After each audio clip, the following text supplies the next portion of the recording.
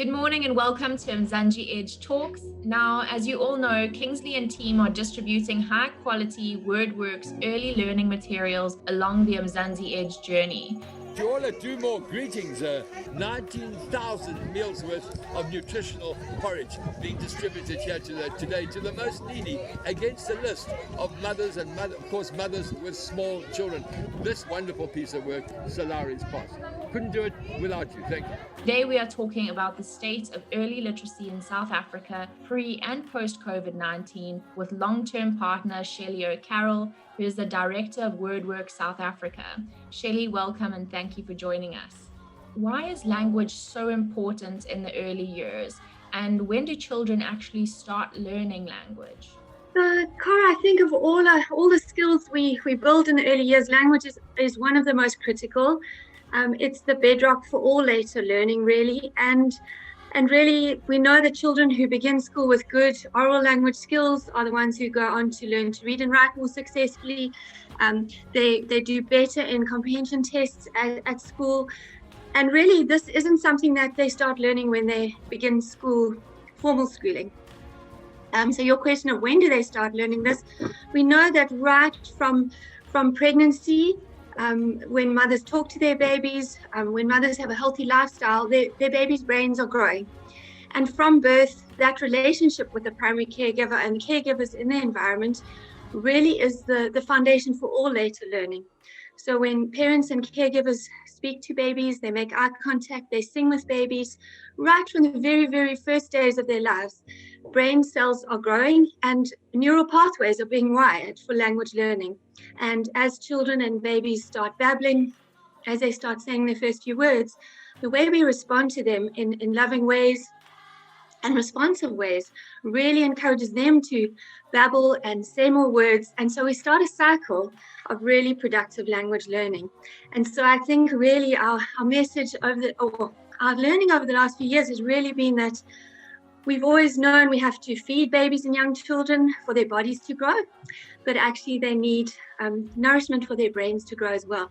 And that nourishment comes from responsive relationships right from the first few days of their lives. So this early language learning is the foundation, and as children enter into ECD centers and early learning spaces, language-rich environments then build on what parents and caregivers have given at home, and language learning grows exponentially, so that by the time children begin school, they've got these really, really important foundations.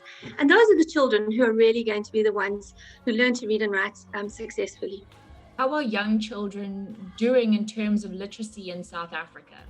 So I think, we know that over our internal assessments, provincially and nationally, are showing year on year that our young children are not achieving successful results on literacy tests, and international benchmarking tests such as the PILS are confirming this. So in 2016, the PILS test showed that 78% of our grade 4 learners did not achieve the benchmarks for reading comprehension. And so these are young children who've spent 3 years in formal schooling and are still nowhere near able to do what is required for that grade level. This is partly, we know there are many children in South Africa not learning to read and write in their home language, but these results were put even with children learning in their mother tongue. So it's not only a second language issue. So I think really sobering is the sense that children have been in school for this number of years of formal schooling, and yet these children are not learning to read. And this is the phase when they do learn to read. So once they leave the foundation phase, they are expected now to use what they've learned, that basis of reading, now to go into reading to learn. And so I think, it's really concerning for us. And I think the real concern is that year on year, we're not making the changes and the improvements we'd like to see. And I think the real concern for us in South Africa, and Wordworks is an organization that works across the ECD and foundation-based school phase. And our real concern is that these two sectors are often seen quite separately. So we invest in ECD for ECD's sake, and we look at school learning separately. And in fact, what we know from our work is that we have to start looking at this as a continuum of learning. from babies to young children, and particularly to the very, very, very important year of grade R for our learners in South Africa. This is a bridge between home, ECD centres and formal schooling, and we've really underinvested in this space. There's not been enough to support grade R teachers in terms of training and resources, and this is the critical year where we help children to either catch up if they haven't had good early learning experiences, or build very important foundations for what is a difficult and full curriculum in grade 1. So our grade 1 curriculum is really designed for children who've had a good grade R year, really well, a full year of language and early literacy teaching, children who come from homes where there's a lot of talking, there's book sharing, reading books, telling stories. And so grade 1 builds on all of that. And so where we have children entering grade 1 without having those foundations, they really are on the back foot from the start. And really then we see them just falling further and further behind in the system. So for us, I mean, there are a number of interventions nationally and provincially to support reading in grade 1 to 3 or grade 1 and 2, but very, very few that target grade R teachers and support them, and very little investment.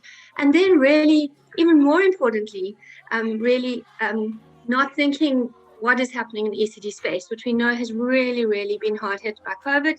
And really, for many of our post children, it wasn't optimal before COVID, and now it's even got worse. So I think we're hoping to achieve better literacy results in grade 3 and 4, but really not investing enough in the years before school and in grade R to make that achievable.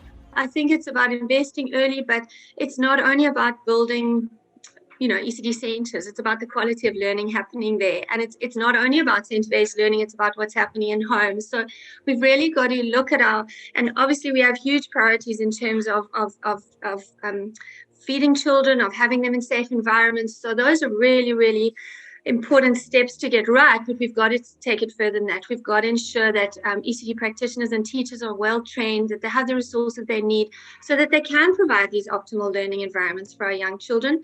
And really, we know that for babies and children under 2 or 3, most of their time is spent at home with caregivers or parents. And so what are we doing to support those mothers and grandmothers often and other family members to really also know how best to support young children and babies learning? So it's both focusing on provision of early learning through centres, equipping teachers with the skills and knowledge and practice that they need, but also looking at homes as a very, very important part of this network of support for young children. And that is really where we haven't really even started to see what the potential is. Once we involve parents more, once we give them ideas how to support learning, I think we're going to really see a big shift.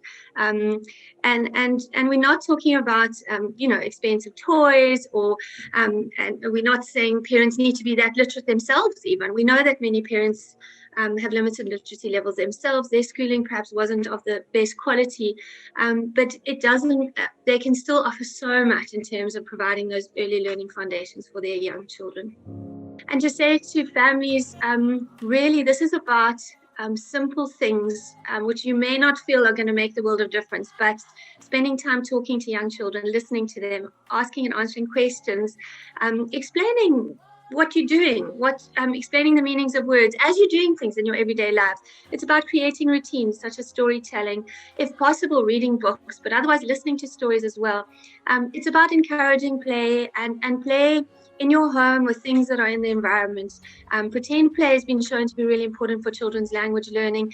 And so I think really just to acknowledge that day by day, these small acts of building language into your lives, spending time with your children, that is really going to mean that they have a better chance of learning to read and write later at school. Thank you, Shelley, so much for your time. To all of our viewers, Wordworks has got an amazing amount of resources available for parents and ECD practitioners to engage children at home. We will provide the link above, so please feel free to visit their zero-rated website. That's it from our side. If you have any questions or comments, please pop them into the comment section below. And don't forget to follow along the Mzansi Edge journey across the edge of our beautiful country.